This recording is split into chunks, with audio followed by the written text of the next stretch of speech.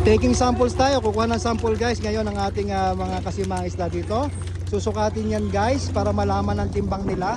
May corresponding length versus size yan guys. Sinusukat yan para malaman ang timbang ng ating mga nahuli. Ayan. Yan ating fisheries observer na kasama taga Papua New Guinea guys.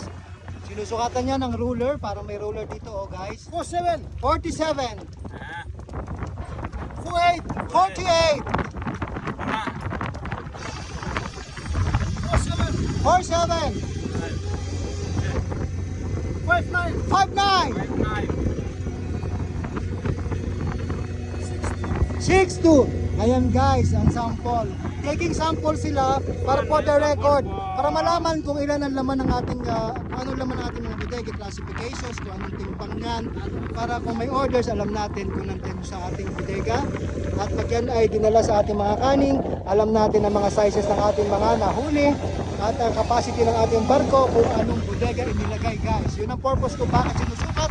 At the same time para malaman natin na ang ating inuhuling isda ay standard size lamang at wala tayong nahuhuling maliliit na isda guys. Ayan.